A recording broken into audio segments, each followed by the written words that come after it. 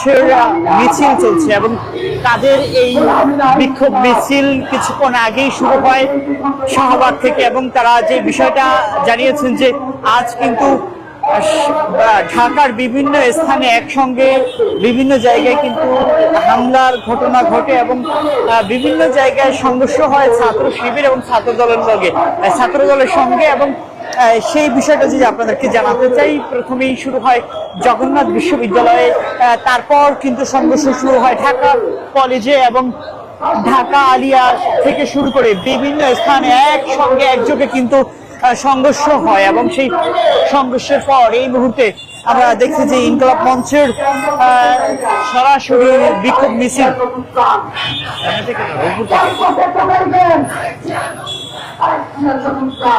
আরো বড় করো দর্শক, সেই চিত্র সরাসরি আমি বাংলা টিভি থেকে তফিকা দেখানোর চেষ্টা করছি যে এই মুহূর্তে ইনকলাব মঞ্চের বিক্ষোভ মিছিল এবং তারা স্লোগান দিচ্ছে সন্ত্রাস চাঁদাবাজ একসঙ্গে চলে না, এই ধরনের স্লোগান দিয়ে কিন্তু তারা বিক্ষোভ মিছিলটি করছেন এবং তারা এই মিছিলের নেতৃত্ব দিচ্ছেন ইনকলাব মঞ্চের নেতৃবৃন্দ, বিশেষ করে জাবের এখানে কিন্তু আছেন এবং জাবেরের এই বিক্ষোভ মিছিলে অংশগ্রহণ দেখেছি যে বেশ কয়েকক্ষণ ধরে তারা এই বিক্ষোভ মিছিল করছেন এবং আমরা সেই চিত্র দেখছি সরাসরি আপনাদেরকে যদি একটু দেখাতে চাই।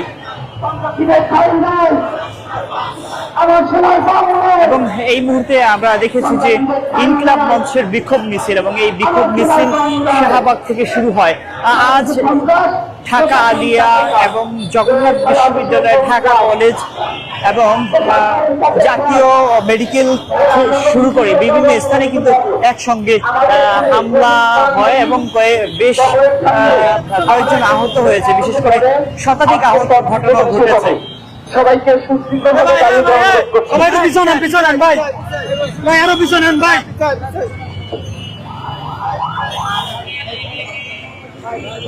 হ্যালো, বিসমিল্লাহির রহমানির রহিম। প্রিয় বিপ্লবী জনতা,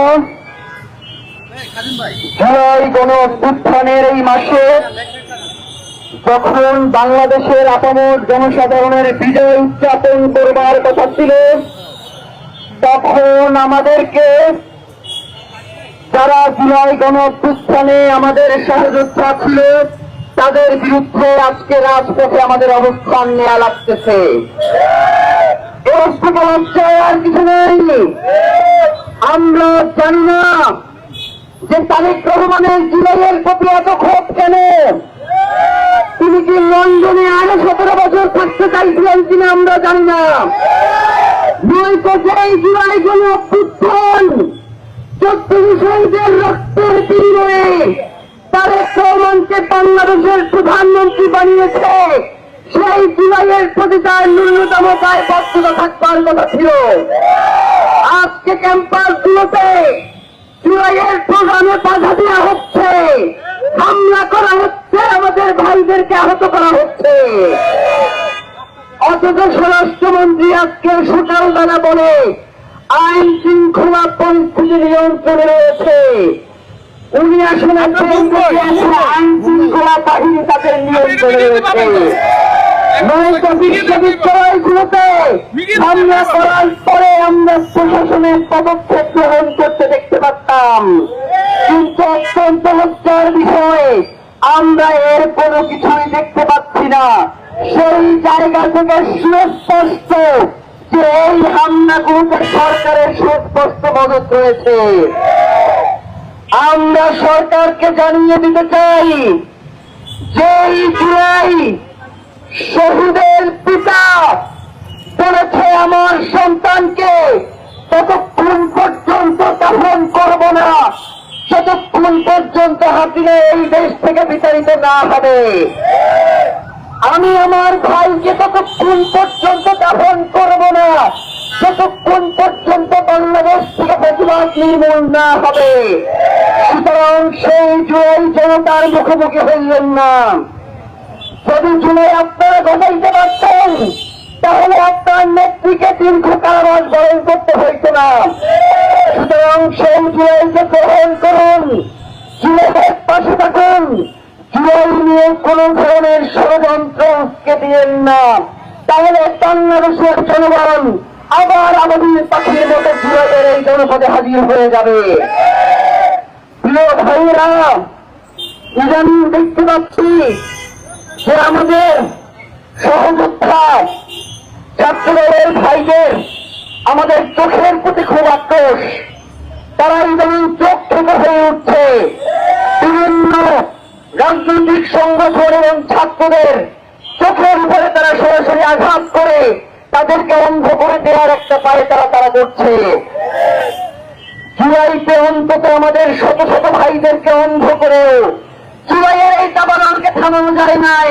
সুতরাং জুলাই মাসে জুলাইয়ের বিরুদ্ধাচরণ করে যদি কোনো পদক্ষেপ গ্রহণ করা হয়, সেই জুলাইয়ের দাবানলকে আবার থামানো যাবে না, এটা বলে দিচ্ছি।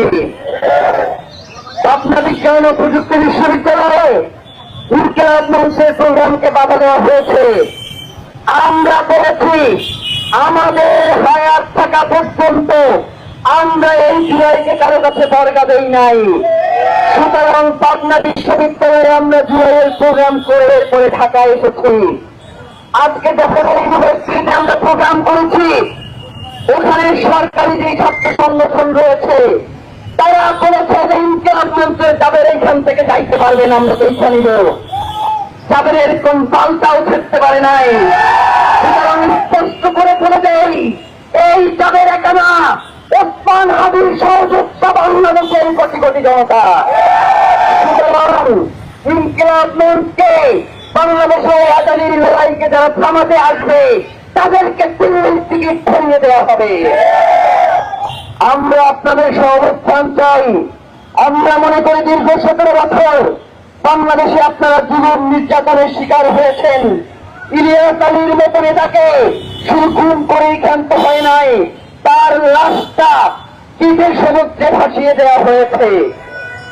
সেই দিনগুলো ভুলে যাইয়েন না। আজকে ক্ষমতা আসছে, হাসিনার থেকে অন্তত বেশি শক্তিশালী হয়ে এখন পর্যন্ত উঠতে পারেন নাই। নতুন করে হাসিনা হইতে যাইয়েন না। আমরা আপনাদেরকে দেখতে চাই জিয়াউর রহমানের জায়গায়। আমরা আপনাদেরকে দেখতে চাই বেগুন খালেদা জিয়ার মতো আপসহীনতার জায়গায়। আপনারা যদি হাসিনা হইতে চান, আপনারা যদি ছাত্রলীগ হইতে চান, তাহলে ছাত্রলীগকে 7 মিনিটের কথা বললা 7 সেকেন্ডের প্রস্তুতিও নিতে পারে নাই। আপনারা শুনতে আজকে 10 মিনিটের কথা বলছেন, বড় দিলাম 10 সেকেন্ডের প্রস্তুতি গ্রহণ করবার সময় পাবেন না। ছাত্র জনতা চুপ করে আছে, কোনো কথা বলছে না। এর মানে এই নয় তার ভাইয়ের উপরে আঘাত আনলে সে ঘরে বসে থাকছে। আমরা সরকারকে স্পষ্ট আহ্বান জানাতে চাই, এই জুলাইকে কিভাবে আগামীর বাংলাদেশ বিনির্মাণের বর্ষ হিসেবে ব্যবহার করা যায়, সেই চিন্তা ভাবনা করে আগামীর বাংলাদেশ বিনির্মাণের চেষ্টা করেন। কোনভাবে যদি বাংলাদেশে ভারতীয় আধিপত্যবাদ কায়েম করতে চান, দিল্লির প্রেসক্রিপশনে রাষ্ট্র বানাইতে চান, দিল্লির প্রেসক্রিপশনে রাষ্ট্র বানাইতে চান, তাহলে হাসিনার মতো দিল্লিতে বসেই হুমকি দিতে হবে, বাংলাদেশে থাকতে পারবেন না। সবার প্রতি অনেক কৃতজ্ঞতা, ভালোবাসা এবং শহীদ ওসমান হাদির হত্যার বিচার দাবি করে